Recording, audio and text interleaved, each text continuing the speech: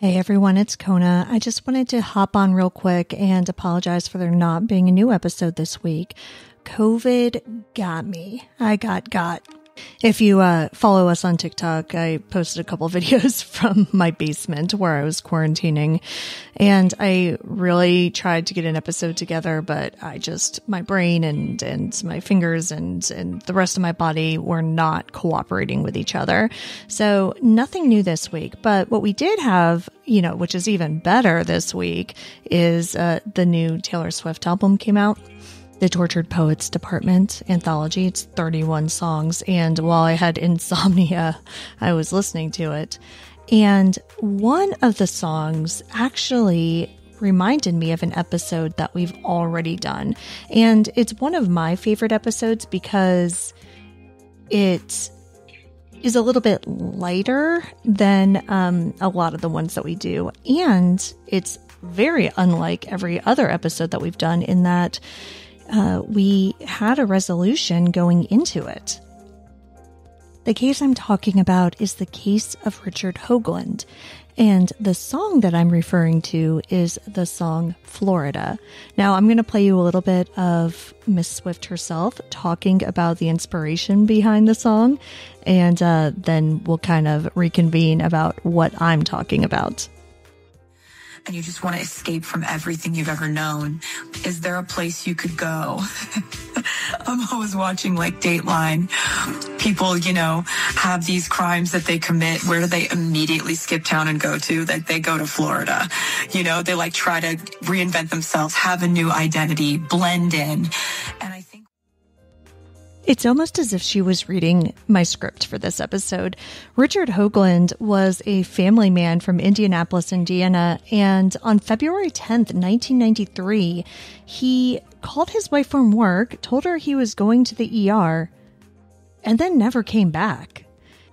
And while it may be a little bit of a spoiler alert, you may have been able to guess by this point that he went to Florida to reinvent himself and start a new life.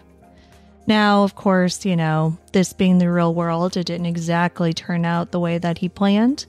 And that's what this episode is about. So please buckle up and enjoy this re-release of the episode that we did on Richard Hoagland. And we will be back here with a brand new episode next week. Richard Hoagland was a successful family man who lived with his wife and two sons in a suburb outside of Indianapolis, Indiana. On February 10th, 1993, he called his wife from work and told her he was sick and heading to the emergency room. He never came home again. For over 23 years, his wife Linda and their two sons wondered about his fate. But in 2016, a bizarre story emerged that proved Richard Hoagland wasn't who they or anyone else thought he was. When a person goes missing, there's a special kind of pain in the not knowing. I want to tell the stories of those who never came home. I want to tell you the story of Richard Hoagland. I'm Kona Gallagher. And I'm Ethan Flick. And this is And Then They Were Gone.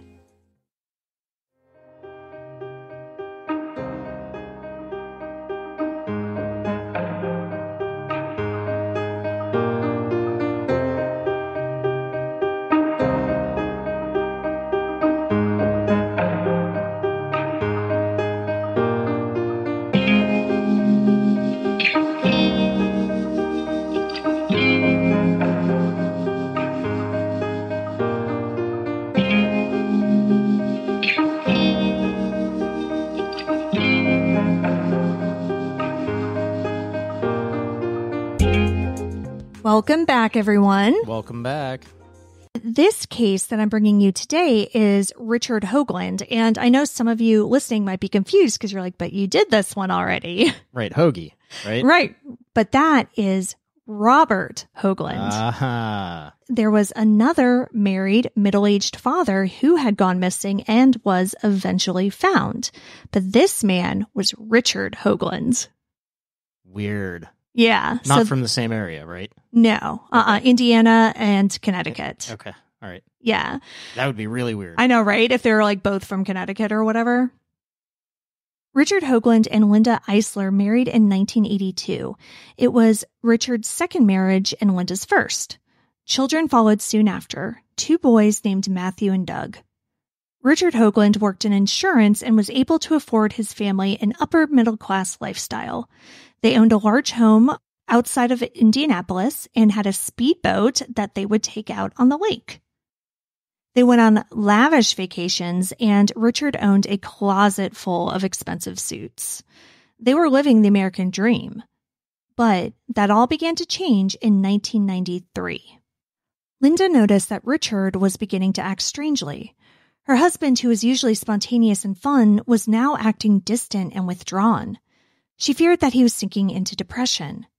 Her fears only grew when on February 10th, 1993, she received a bizarre phone call from her husband. Richard, who was at work, called her and told her that he was sick. Sick enough that he thought he had to go to the emergency room. Oh, no. Yeah. So, very bad.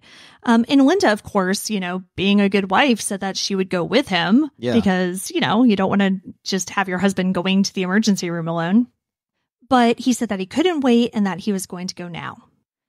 About 40 minutes after this phone call, Linda left to go pick up their son, Doug, who was 6 at the time, from daycare. When she got home, their older son, Matthew, who was 9, was home alone. Now, this was in 1993 before most people had cell phones, and Linda was worried about her husband. So, he was supposed to have been home with their son, Matthew. And so, obviously, it sounds like he's at the hospital. She's worried, Well, sure, but any emergency room visit is going to be a lot longer than 45 minutes. Exactly. Even if there's nothing wrong with you. Do we know, did he say anything about what symptoms he had or anything like that to his wife? Not that I saw, just that he was very sick. Okay. I'm sure he did, because it would be really insane if he didn't. But definitely going to call you the next time I feel sick and just say, I feel sick. I feel sick. I'm going to the ER. And no further anything. No further information available. But yeah, it was not in the articles that I read. I think, by the time a lot of this was written about, nobody really cared. Fair point. But of course, at the time, she's worried because, she hadn't heard from him. He wasn't home. She didn't know what was going on. And now she's got a 9-year-old and a 6-year-old who, I guess you could leave the 9-year-old in charge of the 6-year-old, but that's kind of pushing it. Yeah, it was the early 90s, so maybe, that's but, true. But yeah, you're right. It is it is pushing it. So she, of course, called the hospital, but he wasn't there. So, that was the closest hospital that she called. So she called a different hospital, but no Richard. He hadn't checked in at any hospital in the area. Linda was growing more confused and more concerned by the minute, but then Richard called. Did he say where he was? Well, not exactly. When he called that evening, he said the words that would change the course of Linda's life. Quote, "I can't live this way anymore. I feel you would be better off without me." End quote. That's not good. No, and that is all he said before hanging up. So no time for follow-up questions. No, what do you mean by that? No, we won't be better without you. What are you planning? She must have been absolutely terrified, Well, yeah, does that mean... I'm sure it's running through her head. Does that mean, is he divorcing me? Is he suicidal? Exactly. It could be any number of things, none of which are good. Right. Yeah. So she was frantic, I'm sure running through every single possibility in her head, while still trying to take care of their 2 kids who, of course, they're kids. So they're okay, well, when's dinner? Yeah. But then he called back and said something even more bizarre. Quote, "I don't want to go to jail. I'm never coming back." End quote. All right. Yeah. So again, he hung up before Linda was able to ask any follow-up questions like, jail? Yeah. Who's going to jail? There. What are you talking about? Because to her knowledge, Richard, wasn't in any trouble. He wasn't a lawbreaker. There was no reason that she was aware of that this would even be a concern for him. And you said he sold insurance? Yeah. From all accounts, he's a standard family man, 9 to 5 type of dude.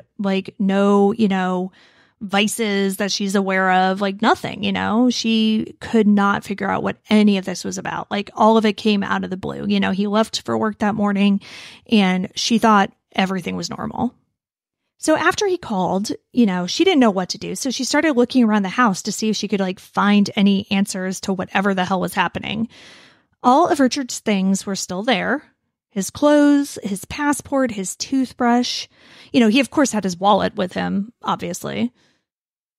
But it was February in Indianapolis, which is terrible weather, and his winter coat was still there, which honestly is weird because it seems strange to me that he wouldn't have just taken that to work that morning, you know? Right, yeah. Whether he was planning this or not. Exactly, yeah. Regardless, like you would think that you would take your winter coat to work with you. So when he didn't return home, Linda reported him missing. I don't know a lot about, you know, how police immediately reacted. I'm sure that they didn't like hop to it that night, but it does sound like they started an investigation relatively quickly. Like they might have made her wait that stereotypical 48 hours. I'm not exactly sure, but a few days later, they were actively looking and they found his car. Richard's car was found abandoned at the Indianapolis International Airport. Uh-oh. Yeah. So, of course, you know, they're thinking like, oh, he like took off. Right. But his name wasn't listed on any flights that had gone out. However, keep in mind, this is pre 9/11. Right. And while you did still have to like show ID to get on a plane, it was a lot easier to get on a flight. You know, there were way fewer checks. Like, I think that if, you know, maybe if you had like a fake ID or something along those lines, you would have a much better chance of getting on a plane in 1993 than you would now. Sure. But you also have to think that he had to have used a credit card to purchase the ticket. No, because you could do it in cash then.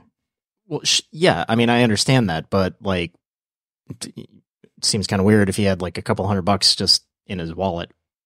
I don't know. I mean, he could have gone to the ATM. Or if he was planning this, you know, he could have been squirreling cash away. Yeah, that's true. Linda doesn't know what to make of this, though. You know, like I said, they found his car at the airport. They think maybe he took a flight, but, you know, without his name on any passenger lists, they have no clue as to, one, if he did, or two, where he could have gone. Right. But then, later that month, Linda heard from Richard. He called her collect a few times, but offered little in the way of explanation. Linda was able to trace the calls, and they came from Aruba and Venezuela. Oh, no extradition in Venezuela. Oh, is that true? Yeah. Oh, I didn't know that. Yeah. Yeah. So if he did commit some crime that he thought he was going to get arrested for, they're not going to be able to extradite him from Venezuela. Yeah, well, I find it amazing that he made it to Aruba and he didn't have his passport with him. So right. He must have like had some sort of fake passport or something because he would have had to take a plane. You know, you can't drive down to Aruba like it's an island. Yeah. So I find it really interesting that he was able to get there and then from there, presumably to Venezuela. I don't know if he made stops in between, but either way, like that's impressive. Yeah, definitely. I mean, even I don't think Aruba was like one of those countries that you could get into with just a birth certificate, like Canada. Oh, yeah. Back then, but even if Aruba was, Venezuela wouldn't. Was, yeah, exactly. So I don't know, but yeah, I mean, really. He ended up a lot further away than I think anybody expected. So Linda still, even though he had been in touch and she knew he was at least alive, like she had no idea what was actually going on or what prompted any of this. But her life was falling apart. You know, not only did she lose the husband and the father of her children, but Richard was the breadwinner and he just split, leaving her with no money or backup plan, just a bunch of maxed out credit cards. To make matters worse, police were beginning to think that there was more to the story. They started suspecting Richard of being involved in illegal business dealings. What's more is they thought Linda was in on it as well. I wonder why they would think that. Well, their theory was that Richard had left to set up a new life and that Linda and the boys would be following him. I mean, if that was the case, it would be odd for her to report him missing. Well, maybe, it was a situation where like she was doing that to throw suspicion off of herself, right? If she played the role of this confused wife who didn't know what had happened, then nobody would suspect that she was involved in these illegal business dealings. It seems kind of elaborate, though, Yeah. Especially considering, like, up to this point, it didn't seem like any law enforcement was investigating him. So, like, right. if he was planning on picking up and starting a new life somewhere and then bring the wife and kids over, like, just go and do it. Right. And don't talk about it and just like quietly just split. Disappear. Yeah. Yeah. Like the whole family. Well, exactly. Yeah. Linda told ABC News, quote, "They interrogated me over and over. They alluded a lot to the possibility that he was involved in some type of drug trafficking, which I had no clue," end quote. Though Linda had nothing to do with her husband's disappearance or any illegal dealings, whatever they were, she did begin to think that the police may have been onto something regarding her husband because strange things started happening. Linda noticed that she was being followed around town. When she received her mail, much of it looked like it had already been opened and resealed. And her father even found a listening device on her phone. Interesting. Yeah. So something was going on, but she had no idea what. Eventually, the financial mess that Richard left became too much for Linda, and she lost their house and their car. She and her boys moved in with her parents to save money, but Linda still felt like she was being watched. This feeling didn't go away, and 6 months later, she took her children and moved to another town in Indiana and basically went into hiding. She put all of her bills in her parents' name and would make her kids catch the school bus from a friend's house so that nobody knew where they lived. And this paranoia lasted 4 years. And when I say paranoia, I'm not saying that it's unjustified because, again, like, her dad found a listening device on her phone. Yeah, no. Yeah. I don't know if whatever was going on continued for all of those years or whatever, but she definitely had a reason to be paranoid. Yeah, it's worth the caution. Yeah. So after the collect calls in February of 1993, Linda didn't hear from Richard again. The next contact, though, came later that year via birthday cards to Matthew and Doug, each of which had $50 inside. A return address or stamps from another country? No. And yeah, I don't remember, and I don't have it in here specifically where it was postmarked from, but I know that it was just kind of a dead end wherever it was. The card that he sent to Doug for his 7th birthday read, quote, "Have a super birthday. You are a super boy. I love you and miss seeing you. Let your mom help spend this money. You might want to put some away. Maybe sometime soon we will get to see each other. I bet I won't even know you. It has been so long. Mind your mother. Bye, Dad." End quote. Like, what a fucked up birthday card to send your 7-year-old son after you abandoned your family, 8 months prior or whatever. I'm sure it came up in therapy. Yeah. But after those cards, Richard never tried to contact his family again. No more cards, no more phone calls, nothing. As the years went on, Linda started to rebuild her life. She divorced Richard in absentia after finding out that right before he left, he maxed out a total of 26 credit cards. Whoa. Yeah. And even forged Linda's signature on a loan. Wow. Mm-hmm.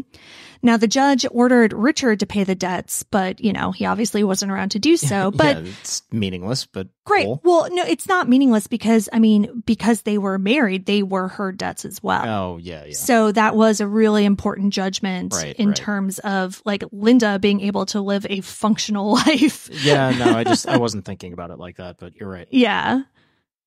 In 2003, 10 years after he went missing, Richard Hoagland was officially declared dead by the state of Indiana. Linda eventually remarried and worked as a nurse. Matthew grew up and started his own family. Doug, the one who was younger, who got that birthday card, had a much rougher go of it. He says now that his issues weren't related to his father's disappearance, but his mother disagrees. I mean, they might have been related to the birthday card. Yeah, like specifically, just that fucking birthday card. She believes that the toll that, Richard's whole abandonment took on her family was immense, which of course it was. Like, how could it not be? Yeah. When Doug was in high school, he broke his hand. The doctors prescribed him pain medicine, and we know... Then it went downhill from there. It did, it happens for so many people. So that led to a drug problem that has plagued him ever since. He has spent most of his adult life in jail and prison for various just drug-related offenses. For 23 years, Linda and her 2 sons lived without answers. Until 2016, when she received a call from a detective in Pasco County, Florida. Detective Anthony Cardillo asked Linda if she knew a man named Richard Hoagland. She told him yes, that was her ex-husband. Who is also dead. Yeah, also officially legally dead. Yeah. And had been at this point for 13 years. But this detective told Linda that they had her husband in custody. Okay, so let's talk about what a piece of shit this guy is. Also a dumbass because he came back to the States and got arrested in Florida. Well, 23 years later, so apparently he was kind of good at it. And you will not believe when you hear what this guy's been up to for the past 23 years. All right, let's get into it. So apparently Richard bounced around Aruba, Venezuela, and who knows where else in 1993. But by 1994, he landed in Florida. He was in Florida that whole time? That whole time. Wow. Okay, I take it back. I guess he's not as much of a dumbass as I thought. Yeah. I mean, a piece of shit. Yeah. For sure. But yeah. So he got to Florida and he rented a room from a man named Edward Szymanski. Edward was grieving the loss of his son Terry, who had recently died in a fishing accident. Richard found Terry's death certificate and was able to use the information on it to request a birth certificate. Ugh. That's fucked up. Yep. Now with that, he was able to receive an Alabama driver's license through the mail. Through the mail? Through the mail, which is why I assume he did Alabama instead of Florida. Yeah. Now, once he had that Alabama driver's license, he was able to obtain a Florida driver's license. Gotcha. After that, Richard began living his life as Terry Szymanski. He even got married. As Terry Szymanski? As Terry Szymanski. Ugh. Yep. And within a few years, his new wife gave birth to a son. What the hell? Yeah, together they built a lovely life for themselves. They bought a home and investment properties that they rented out. Is that what he did for a living? Yeah, basically. Richard even received his pilot's license and had his own plane. What? Like, he was living the life while he left his first family in financial ruin, being followed around and listened to and spied on and just, living through hell for years. Richard was finally discovered by the real Terry Szymanski's nephew. In 2013, he was looking up his family on Ancestry.com and found Terry Szymanski's marriage certificate and pilot's license, both of which were issued after they had buried him in 1991. According to an article on Medium written by Shubhanga Lakshmi, the Szymanski family was hesitant to do anything with this information. They didn't know who had stolen Terry's identity, and they didn't know if this would put them in danger or what, They didn't know what they were looking at what they were walking into potentially, Yeah. nothing. But in 2016, so like 3 years later, the nephew said, you know what, screw it, and decided to contact the police anyway. When Detective Cardio confronted Richard, he swore that he was Terry Szymanski. He provided his social security number, driver's license, and birth certificate. Which all seemed legit. Well, yeah, because they were really, they had been issued by the proper government agencies. They weren't forgeries or anything like that. Right. They were just gotten under false pretenses. But then Cardio showed Richard Terry's death certificate, and then Richard finally admitted who he really was. Richard was arrested for identity theft, and Indiana authorities wanted to charge him with a lot more. Yeah, I'm sure. Unfortunately, any other crimes, including theft for the money he took from Linda in order to start his new life, had statutes of limitations that had already run out. Wow. Yeah, so like the fraud, like all of that stuff. It had been 23 years, and basically statute of limitations in the U.S., I mean, granted, it varies from state to state, but like pretty much beyond like murder, like 23 years, you can get away with a lot. Like most statutes of limitations are up by then. Well, yeah, I mean, especially white collar crime. Exactly. Like Exactly. I mean, you're talking probably 5 to 10 years at most. Yeah. So eventually he ended up being sentenced to 2 years in federal prison for the identity theft. After his release in 2018, Linda sued Richard for back child support and was awarded $1.83 million. Did Richard have that? No, of course not. That hearing, though, was the first time that Richard's abandoned wife and children had seen him in person since 1993. Good God, I can't even imagine that. His younger son, Doug, told the Indianapolis Star, quote, "If you think you had 2 kids and you wanted to see them so bad, you think you'd be a little bit emotional. But this guy, nothing. There is nothing there." End quote. Neither of the Hoagland children wants to have a relationship with the father who abandoned them. Mary, the woman he married in Florida, divorced him after his arrest and was able to keep most of their assets. Oh, well, that's good. Yeah, because... I mean, she's an innocent party in this. Yeah, I mean, from all accounts, like, she had no idea. I mean, she thought she married Terry Szymanski, had no idea about, anything that he had done in Indianapolis. So she was, from what I can tell, like another innocent victim in all of this. It's unclear what Richard's relationship is with his youngest son, who was 19 at the time of his arrest, but Richard moved back to Indiana after he was released from prison. What? Yeah, like that part shocked me. It's like, dude, nobody wants you there. Like, just fucking leave. Yeah, just pick another state. Yeah, just like maybe Florida is done for you too, but like we have 48 more states, or just go back to fucking Venezuela. Yeah. Like, just get out. Nobody wants you. But that's basically it. Richard, like, apparently has some sort of job and he's working to pay Linda back, but, he's not going to. Like, he's not going to be able to pay back $1.83 million. And he's probably working, like, the lowest, like, menial job that he can, so that he doesn't have to. Right. But yeah, he's just a shitty person who abandoned his family. We've covered many cases in which police have believed that a missing person just ran off to start a new life. And this is one where it actually happened. Yeah. And we still don't know like who the people were that was following. No. Or like never found on her phone. Any of that out. Or really what crimes he even actually committed, other than like, like I said, it does sound like he was squirreling away cash or something. Yeah. In order to make his escape. But yeah, I don't know if it was insurance fraud right. or if he was involved in like illegal business dealings, if there was some sort of like crime element, or drugs, gambling. Like, we have no idea what this guy was actually into. Like, nobody was really able to figure it out. Crazy. Yeah.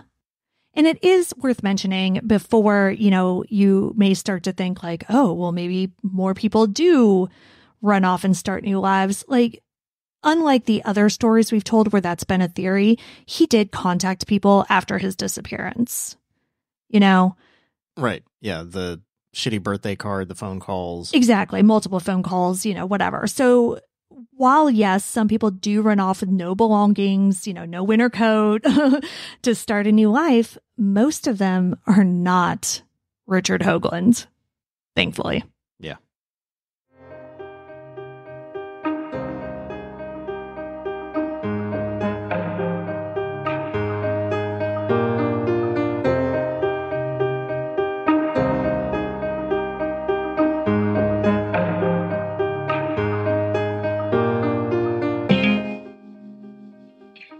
Thank you for joining us for this very special Patreon bonus episode on a solved missing persons case. Thank you again so much for subscribing to our Patreon. If you could, actually, if you haven't left us a review, that would be great on the podcast app of your choice. Yeah, that would be fantastic. Good Pods. Apple, Spotify, anything. Podbean, interestingly, is like our third highest source of listeners. So don't know what that's about. Never Love heard it. of it. No, yeah, they also like it's another, platform. But yeah, so Podbean. So iHeartRadio, we're everywhere. And tell your friends if you like it. Obviously you do. You're on our Patreon. So thank you for that. Yeah. But yeah, tell your friends. We are trying to grow the podcast. We've got some exciting things coming up. Oh, we just started a Facebook group. Oh, right. Yeah. Yeah. So this is a Facebook group where you can come and discuss the episodes, but also anything having to do with missing persons cases. Right. So not exclusively cases that we've covered. exactly. We will be posting about our cases, but you can post about anything that you want. It is a public group. It's called Unsolved Missing Persons Cases. It is public. Like I said, you can get to it from our Facebook page, or you can just search for it on Facebook. But please, join us. We have just gotten started like 2 days ago. So, we've got a few members, but not most of our listeners. So we would love to see you there. Again, we will have a normal episode next week, so stay tuned for that. And in the meantime, we will see you here soon. See you soon.